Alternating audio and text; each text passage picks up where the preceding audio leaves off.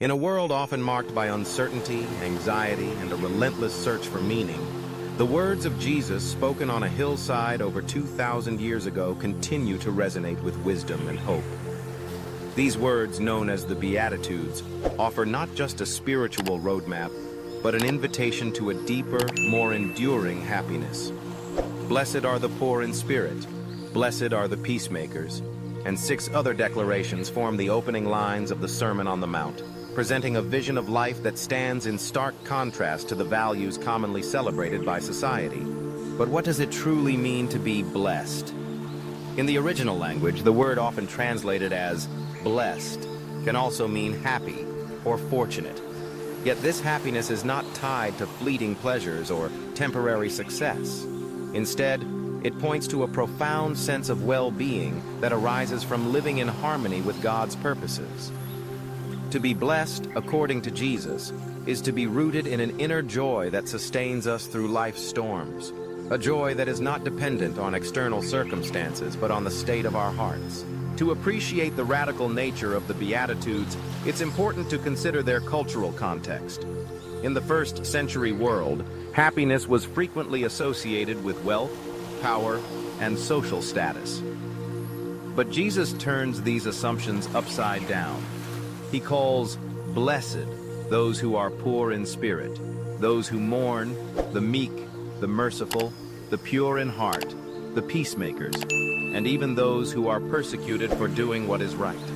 Each beatitude challenges us to see the world and ourselves through a different lens. Let us explore each beatitude and reflect on how these keys to happiness apply to our lives today. Blessed are the poor in spirit, for theirs is the kingdom of heaven. This is not about material poverty, but about recognizing our spiritual need. In a culture that prizes self-sufficiency, Jesus invites us to humility, to acknowledge our dependence on something greater than ourselves. Blessed are those who mourn, for they shall be comforted. Mourning isn't just about personal loss. It's also about grieving over the pain and brokenness in the world. In a society that often urges us to hide our pain, Jesus promises comfort to those who are honest about their struggles. Blessed are the meek, for they shall inherit the earth. Meekness isn't weakness, it's strength under control. It's the courage to be gentle in a world that rewards aggression. Blessed are those who hunger and thirst for righteousness, for they shall be filled. This is a call to yearn for justice, integrity, and goodness, not just for ourselves, but for all people. Blessed are the merciful, for they shall obtain mercy. Mercy means compassion in action.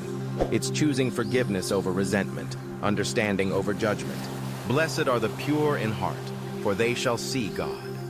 Purity of heart is about sincerity and integrity, an undivided life where our actions align with our deepest values.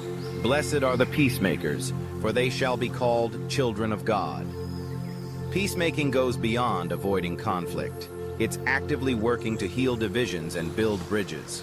Blessed are those who are persecuted for righteousness' sake, for theirs is the kingdom of heaven. Sometimes living out these values brings opposition, but even then we are not alone. There is blessing in standing for what is right. How can we begin to live out the Beatitudes in our daily lives? Start by taking time each day to reflect on one beatitude, asking yourself how it might shape your choices and interactions. Practice humility by admitting when you need help. Show mercy by reaching out to someone in need of forgiveness. Seek peace by listening deeply to others, especially those you disagree with.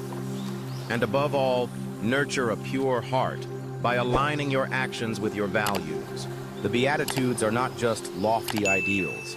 They are practical steps toward a happiness that endures, even in a troubled world. By embracing them, we unlock not only the keys to happiness, but to a life of purpose, compassion, and hope.